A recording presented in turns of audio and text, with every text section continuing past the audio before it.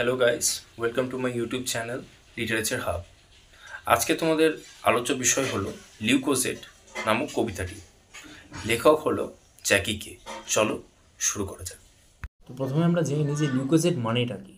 লিউকোজেট হলো এক প্রকার ওষুধ যেটা রোগীর যে শারীরিক দুর্বলতা সেই জিনিসটা কাটাতে এই ওষুধ ব্যবহৃত হয়। বলা যেতে পারে এক প্রকার এনার্জি ড্রিঙ্ক।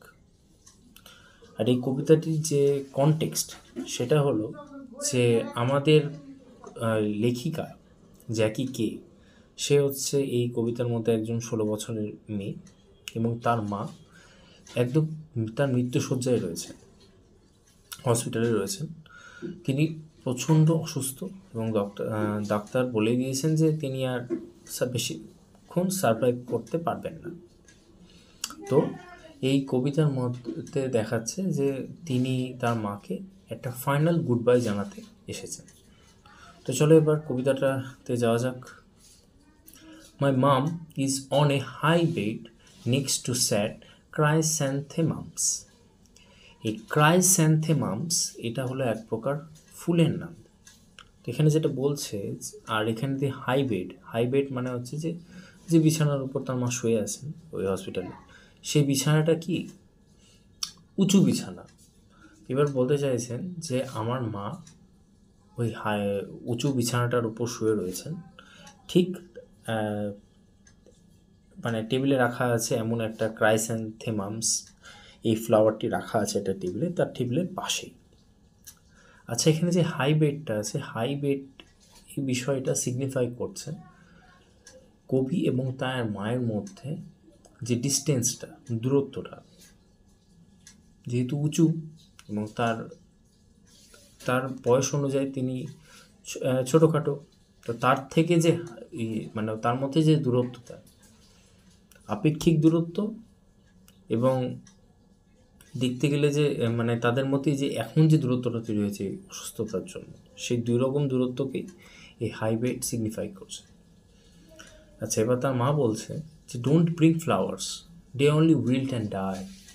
তার মা বলছে আমার জন্য ফুল এনো না, সেগুলো শুধুমাত্র শুকিয়ে যায় এবং মারা যায়। I am scared, my mum is going to die on the bed next to the sad chrysanthemums. আমি ভয় পাচ্ছি যে আমার মা হয়তো আর বাঁচবেন না, মারা যাবেন ঠিক এই বিছানাতেই, যে বিছানাটি কি ওই দুঃখিত এবং কেমনই যেন মূর্ছে গেছে এমন ওই ফুলটার পাশে। She nods off and her eyes go back in her head. তিনি মাথা ঝুঁকিয়ে যেন একটু শুয়ে পড়লেন। Next to her bed is a bottle of Lucozade. তার বেডের পাশেই একটা লিউকোসেটের বোতল রাখা হয়েছে। Orange nostalgia, that is what that is, she says, don't bring Lucozade either, then fades. এবার এই যে লিউকোসেট, এটা তো আমি বারবারই প্রথমেই বললাম যে এই রেমেডি, এই ওষুধটা সেই পেশেন্টদেরকে দেওয়া হয় যাদের শরীরে দুর্বলতা থাকে সেই জিনিসটাকে কাটানোর জন্য। তো তার মাকে যবে থেকে তিনি অসুস্থ হয়েছেন, তাকে লিউকোজেটের যে ডোজ এটা দিতে দিতে তিনি মানে ক্লান্ত হয়ে গেছেন। তার শরীরে কিন্তু কোনো পরিবর্তন আসছে না, তার শরীর কিন্তু সময়ের সাথে সাথে ডিটোরিয়েট করেই যাচ্ছে। তো তিনিও এই লিউকোসেট নিতে নিতে তিনিও বিরক্ত হয়ে গেছেন। ওই জন্য দেখছে লেখা আছে যে অরেঞ্জ নস্টালজিয়া, মানে কালারটা যেহেতু অরেঞ্জ, আর মানে ওই লিউকোজেটের যে কালার সেটা হচ্ছে অরেঞ্জ। আর নস্টালজিয়ার ক্ষেত্রে এটাই বলতে চাইছে যে সেই পেইনফুল মেমোরিজ, যখন তার বডিতে ওই লিউকোজেট ইনজেক্ট করা হচ্ছে বা ওই তার বডির মধ্যে লিউকোজেট পাঠানো হচ্ছে, এটাই বলছে যে লিউকোজেট আর এনো না, আমার ভালো লাগে না। দেন ফেডস, তিনি চুপ হয়ে যাচ্ছেন। The whole day was a blur, a swarm of eyes. এই দিনটা কেমন যেন ম্যাজে টাইপের, ব্লার, ঝাপসা, এ সোয়াম অফ আইস, কেমনই যেন মাছি ভন ভন করছে চারিদিকে, পোকা, ছোটো ছোটো পোকা বা মাছি বা ইনসেক্ট এগুলো ভন ভন করছে। Those doctors with their white lies, did you think you could cheer me up with a woman's own, don't bring magazines too much about size. তো এখানে যেটা বলছে যে ডাক্তারেরা অনেক সাইডে কিছু কিছু ওই ম্যাগাজিন রেখেছেন সাজিয়ে, যেখানে লেখা আছে কি মানে কীভাবে রোগা হওয়া যায়, মানে কীভাবে ফিট ডায়েট মেনটেন করা যায়, এরকম ধরনের রিলেটেড কিছু ম্যাগাজিন চারিদিকে সাজিয়ে রেখেছেন। তো তার মা এই বিষয়গুলোকে সহ্য করতে পারছেন না, এই ম্যাগাজিনগুলোকে তিনি চান না দেখতে। এটাই বলছে যে এরকম ম্যাগাজিন এনো না যেগুলো সম্পর্কে ওই diet, body count, body measurement সম্পর্কে এগুলো বলে।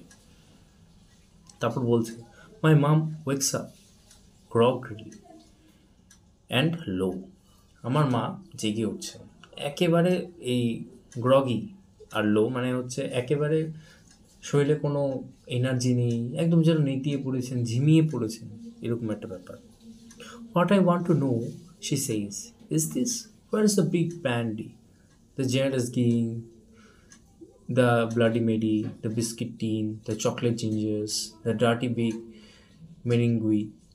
এবার এই ব্যাপারগুলো যেগুলো হচ্ছে সেগুলো তার যে সময়কার যে রেকলেস লাইফস্টাইল, তিনি যখন তার ইউথে বা তিনি যখন অসুস্থ ছিলেন না সেই সময় যে তার লাইফস্টাইল, তিনি কি যে এগুলো খেতেন, এগুলো যে এনজয় করতেন, এই জিনিসগুলোর কথা তিনি বলছেন। কোথায় সেই সব জিনিসগুলো?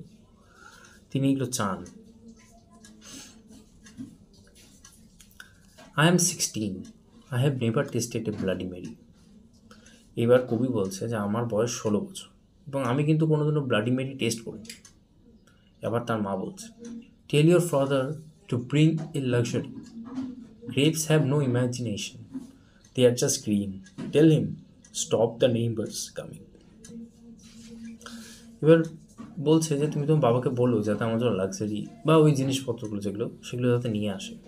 এই গ্রেপস, এইসব ফ্রুটস আর ভালো লাগছে না এগুলো খেতে। গ্রেপস আর জাস্ট গ্রিন, মানে শুধু সবুজ, এগুলো মানে এগুলোর কোনো টেস্ট নেই, কিচ্ছু নেই, মানে একটা শরীরে যে একটা এনার্জি দিবে বা কিচ্ছু নেই, ভালো লাগছে না এগুলো। এটাই বলছে, এনো না গ্রেপস, এনো না, কোনো রকম ফল এনো না আমার জন্য। আর তাকে বলে দিও, মানে কবিকে বলছে তার বাবাকে বলে দিতে যে কোনো আত্মীয় স্বজন যাতে তার সাথে দেখা করতে না আসে, ভালো লাগে না। I clear her cupboard in Ward 10B, Stubb Hill Hospital. এবার তার মা যে হসপিটালে রয়েছেন, অর্থাৎ তার নাম হচ্ছে স্টব হিল হসপিটাল, তো সেই ওয়ার্ড নাম্বার 10B-তে রয়েছেন। সেখানে কবি কাপবোর্ড ক্লিয়ার করছেন। এছাড়াও ওই পাশে যে টেবিলের উপর লিউকোজেড, ওই যে এই লাইনটা যেটা আছে, I leave bags full, Lucozade, grapes, oranges, sad chrysanthemums under my arms. এবার ওই টেবিলের উপর যেগুলো ওই জিনিসপত্রগুলো ছিল, ওই গ্রেপস, লিউকোজেড, এগুলো সব জিনিসগুলো একটা ব্যাগের মধ্যে ভরে নিচ্ছেন। ওয়েটেড ডাউন, তিনি যেন একটু নিরাশ। I turned around, wave with her flowers. এবার ফাইনাল গুড বাইয়ের সময় চলে এসছে। কবি তখন হাতে ওই ক্রাইস্যান্থেমামস না, যে ওই ফ্লাওয়ারটা যে ছিল ওটা ওর হাতে নিয়ে একবার ঘুরে থাকছেন তার মায়ের দিকে, তাকে হাত দেখাচ্ছেন, টাটা। এবার তার মা কি করছেন দেখো, my mother on her high hospital bed waves back. আমার মা তখন ওই যে ওই হাই হসপিটালে বেডে যে শুয়েছিলেন সেখানে সেই অবস্থাতেই ওয়েভস ব্যাক, হাত দেখাচ্ছে, মানে tata. Her face is light and radiant, dandelion hours, her sheets pillow and rill, she is beautiful, next to her the empty table is divine. এই যে শেষ সময় তার মাকে দেখে কবির যেন একটা অ্যাঞ্জেল মনে হচ্ছে, কতই সুন্দর তিনি, তার আশেপাশে যা রয়েছে টেবিলটাতে পর্যন্ত যেন ডিভাইন মনে হচ্ছে, মানে ঈশ্বরের দান বা ঐশ্বরিক কিছু মনে হচ্ছে। I carry the orange nostalgia home singing an old song. ওই যে অরেঞ্জ নস্টালজিয়া, লিউকোজেড, ওই যে পেইনফুল মেমোরির যে ব্যাপারটা ওর মায়ের, এই জিনিসগুলো তিনি, মানে আমাদের কবি, ক্যারি করে নিয়ে যাচ্ছে বাড়ির দিকে এবং সাথে একটা পুরনো গান গাইছে। এভাবেই কবিতাটি শেষ হচ্ছে। আশা করি তোমাদের ভালো লেগেছে এই কবিতাটি। ভালো লাগলে অবশ্যই ভিডিওটি একটা লাইক করুন, চ্যানেলটাকে সাবস্ক্রাইব করুন এবং পরবর্তী ভিডিও দেখার জন্য সাথে থেকো। আজকের জন্য টাটা, থ্যাংক ইউ।